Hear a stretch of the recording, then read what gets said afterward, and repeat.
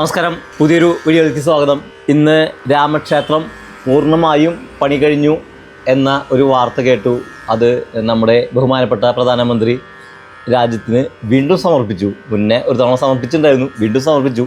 അത് ഇങ്ങനെ പറയാൻ കാരണം അദ്ദേഹത്തെ കളിയാക്കുകയല്ല, നിർമ്മാണ പ്രവർത്തനങ്ങൾക്ക് ശേഷമാണ് ആദ്യം സമർപ്പിച്ചത്.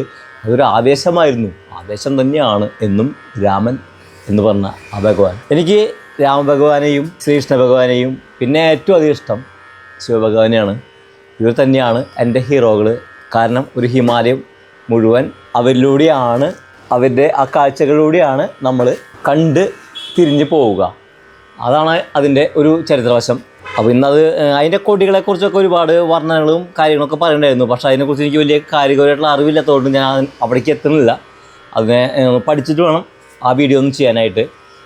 ഞാനിപ്പോൾ പറയാൻ വന്നതും ഉദ്ദേശിച്ചതും, ഇന്ന് ഈ ടി വിയിൽ ഈ വാർത്ത കണ്ടപ്പോൾ ഞാൻ പണ്ട് മൃതസഞ്ജീവനി തേടിയിട്ട് ഒരു യാത്ര നടത്തിയിട്ടുണ്ട് ദ്രോണഗിരിയിൽ. ദ്രോണഗിരി എന്ന് പറയാമെന്ന് വെച്ച് കഴിഞ്ഞാൽ, ദ്രോണഗിരിയുടെ ഒരു പ്രത്യേകത എന്ന് പറഞ്ഞാൽ 4 മഠങ്ങളാണ് ശ്രീ ശങ്കരാചാര്യർ എന്ന് പറയുന്ന നമ്മുടെ മലയാളിയായ ഒരു ലോകഗുരു ഇവിടെ സ്ഥാപിച്ചത്. അതിലത്തെ 4ാമത്തെ മഠമാണ് ജ്യോതിർമഠ്. അത് ഹിമാലയത്തിലെ ഈ ദ്രോണഗിരിയുടെ തൊട്ടിപ്പുറത്താണ് സ്ഥിതി ചെയ്യുന്നത്. ഈ ജ്യോതിർമഠിനൊരു പ്രത്യേകതയുണ്ട്. ഈ ലോകത്തിൽ മീൻസ് ഉത്തരം ദക്ഷിണം 2 ധ്രുവങ്ങളാണല്ലോ. അതിലെ നമ്മുടെ ധ്രുവത്തിൽ ഏറ്റവും ആദ്യം സൂര്യൻ ഉദിക്കുക, സൂര്യരശ്മികൾ പതിക്കുക ഈ ദ്രോണഗിരിയിലാണ്. അതിനെ കുറിച്ചുള്ളൊരു വിശദമായിട്ടുള്ളൊരു വീഡിയോ വേറെ ഞാൻ ഇടാം. കാരണം പെട്ടെന്ന് പറഞ്ഞു കഴിഞ്ഞാൽ അതൊന്നും മനസ്സിലാവില്ല. അപ്പോൾ ഏറ്റവും ആദ്യം ഈ ഭൂമിയിലേക്ക് സൂര്യകിരണങ്ങൾ പതിക്കുന്നത് ദ്രോണഗിരിയിലാണ്. അവിടെയാണ് ഇദ്ദേഹം ഈ ആശ്രമം സ്ഥാപിച്ചിരിക്കുന്നത്. മഹാഗുരുക്കൾക്ക് അറിവില്ലാണ്ടൊന്നുമല്ല. എന്നോടൊരു കൂട്ടുകാർ ചോദിക്കാറുണ്ട്, ഇവർക്ക് എന്താ അറിവാണുള്ളത്, വെറുതെ കാഷായ വസ്ത്രമിട്ട്? അതൊന്നുമല്ല, അറിവുള്ളതുകൊണ്ടാണ് അവർ ആ നിലയ്ക്ക് എത്തുന്നത്. ഈ നമ്മുടെ ഏറ്റവും താഴെയിൽ കിടക്കുന്ന ഈ കേരളത്തിൽ നിന്ന് പോയിട്ട് ഇന്ത്യയിലത്തെ മുഴുവൻ ആചാരക്രമങ്ങളും ഏറ്റവും അടിയിൽ കേരളത്തിൽ കിടക്കുന്ന ഇവിടെ നിന്നുമുള്ള ഒരു ജഗദ്ഗുരു ശങ്കരാചാര്യരാണ് നമ്മുടെ ഇന്ത്യയിലത്തെ മുഴുവൻ, പിന്നെ നേപ്പാളിലും ഉള്ള എല്ലാ പൂജാവധി ക്രമങ്ങളും അറിവിൻ്റെ ബുദ്ധിയിൽ നിയന്ത്രിച്ചത്. അപ്പോൾ അങ്ങനെയുള്ള അദ്ദേഹത്തിൻ്റെ ആ ജ്യോതിർമഠിൽ എനിക്ക് പോകാൻ ഒരു അവസരം കിട്ടി. അവിടുന്ന് അങ്ങനെ എത്തിയപ്പോൾ, അവിടെ നമ്മൾ ഒരു ആശ്രമത്തിൽ എത്തിപ്പെട്ടപ്പോൾ എന്നോട് ആ ഗുരുജി പറഞ്ഞു, ആൾക്ക് ഒരു ഏകദേശം 100 വയസ്സായിട്ടുണ്ട്. അപ്പോൾ ആൾ മരിച്ചുപോയി. ആൾ എന്നോട് പറഞ്ഞു, രാജേഷേ, നിനക്ക് ഞാനൊരു മൃതസഞ്ജീവനി ഉള്ള ഒരു സ്ഥലം കാണിച്ചു തരാം, നമുക്ക് പോവാം അങ്ങോട്ട് എന്ന് പറഞ്ഞിട്ട് ഞങ്ങൾ ഒരുമിച്ചൊരു വണ്ടിയിൽ പോയി. ഒരുപാട് കടമ്പങ്ങളുണ്ട്, കാരണം ചൈന ബോർഡറാണ്. അപ്പോൾ അതുകൊണ്ട് തന്നെ വഴിയിൽ നമ്മളെ ചെക്കിങ്ങൾ, ബോർഡർ പോസ്റ്റുകൾ ഒക്കെ ഉണ്ട്. അതൊക്കെ കടന്ന് അങ്ങോട്ട് പോയി. അതിനുശേഷം അവിടെ ഒരു ബംഗാളി ബാബയുണ്ട്. ഈ ബംഗാളി ബാബയുടെ ഒരു പ്രത്യേകത എന്ന് പറഞ്ഞാൽ, ഈ ബംഗാളി ബാബ അവിടെ പൂജ നടത്തുന്ന സമയത്ത് ഒരു നാഗ സാന്നിധ്യം അവിടെ ഉണ്ടാവും. അതായത് ഒരു പാമ്പ് വന്നിട്ട് ഈ പൂജ സമയത്ത് അതും എന്നെ കാണിച്ചു തരാമെന്ന് പറഞ്ഞു. പിന്നെ ഈ മൃതസഞ്ജീവനി ഇദ്ദേഹത്തിന് അറിയില്ല, ഇദ്ദേഹത്തിന് വയ്യ, മുകളിലേക്ക് കയറാൻ പറ്റില്ല. കുറച്ച് മുകളിലേക്ക് കയറി കഴിഞ്ഞാലാണ് നമുക്ക് മൃതസഞ്ജീവനി കാണാൻ പറ്റുക. ഈ മൃതസഞ്ജീവനിക്ക് ഒരു പ്രത്യേകത കൂടിയുണ്ട്, അത് രാത്രി കാലങ്ങളിൽ കത്തും. അതായത് ഈ മിന്നാമിന്നി കത്തില്ലേ, അതുപോലെ ഈ സാധനം ജ്വലിക്കും.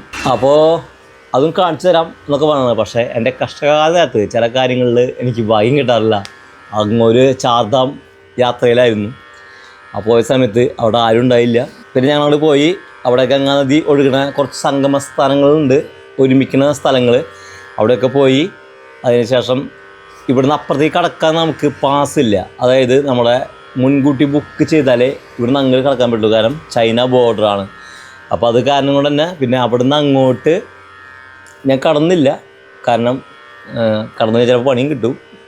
ചൈനക്കാർക്ക് ഇത്തിരി ബോധക്കുറവുണ്ട്, കമ്മ്യൂണിസ്റ്റുകാരല്ല. അപ്പോൾ അത്രേ ഉള്ളൂ. അത് പറയാൻ കാരണം, ഞാൻ മറ്റൊരു വീഡിയോയിൽ ഇതിൻ്റെ കറക്റ്റായിട്ടുള്ള കാര്യങ്ങൾ പറയാം. നമ്മുടെ സന്യാസികളൊക്കെ അവർ വെടിവെച്ച് കൊല്ലാണ് അവിടെ ചെയ്യുന്നത്. അതൊക്കെ നേരിട്ട അനുഭവങ്ങൾ അവർ തന്നെ എന്നോട് പറഞ്ഞിട്ടുണ്ട്. കേദാർനാഥിൻ്റെ ഒരു യാത്രയില്ലേ, ആ യാത്ര വിശദമായിട്ടുള്ള വിവരങ്ങൾ ഞാൻ ഇട്ട് തരാം. നമ്മൾ വിചാരിക്കുന്ന കമ്മ്യൂണിസ്റ്റ് ചൈന ഒന്നുമല്ല അവിടുത്തെ ചൈന. അത് അവിടെ എത്തുമ്പോൾ മനസ്സിലാവും. വല്ലാണ്ട് ഞാൻ പറയും, രാഷ്ട്രീയ ഞാൻ പോകണില്ല. ഞാൻ തിരിച്ചു നടന്നു. എൻ്റെ ആ യാത്ര പൂർണ്ണമായും പരാജയമായിരുന്നു. ഇത് പറയാൻ കാരണം എന്ന് വെച്ച് കഴിഞ്ഞാൽ, അങ്ങകലെ ഒരു ദ്രോണഗിരിയുണ്ട്.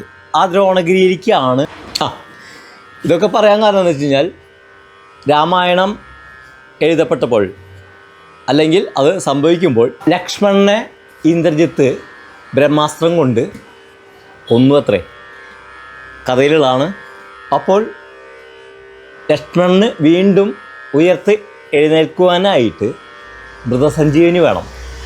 അതിനായിട്ട് ഹനുമാൻ എത്തിയ ആ മലനിരകളാണ് ദ്രോണഗിരി മലനിരകൾ.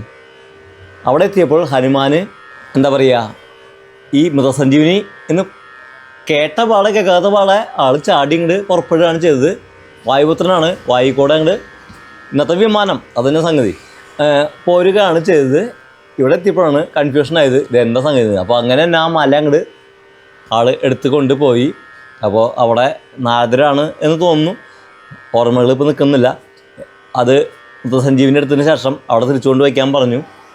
ആ തിരിച്ചു കൊണ്ടുവയ്ക്കണ സമയത്ത് 3 കഷ്ണങ്ങൾ വീണു. 3 പ്രസിദ്ധമായ ക്ഷേത്രങ്ങളുണ്ട്, അതിൻ്റെ വീഡിയോ ഒക്കെ പിന്നീടിടാം. അപ്പോൾ അങ്ങനെ അവിടെ കൊണ്ടുവച്ചു. അതാണ് ഈ മൃതസഞ്ജീവിനി കഥ. ഇതെന്ന് പറയാൻ കാരണം ഇന്ന് നമ്മുടെ ഭാരതത്തിന് നമുക്കൊക്കെ അഭിമാനമുള്ള ശ്രീരാമഭഗവാന്റെ ആ ക്ഷേത്രം പൂർണ്ണമായും പണി കഴിഞ്ഞു. അത് ഇനി ഭക്തർക്ക് പൂർണ്ണമായും വിട്ടുകൊടുക്കുകയാണ്. അപ്പോൾ അതിൻ്റെ ഒരു എന്നെ പോലുള്ളവർക്ക് അത്രയ്ക്കധികം എന്താ പറയുക സന്തോഷമുള്ള ദിവസമാണെന്ന്.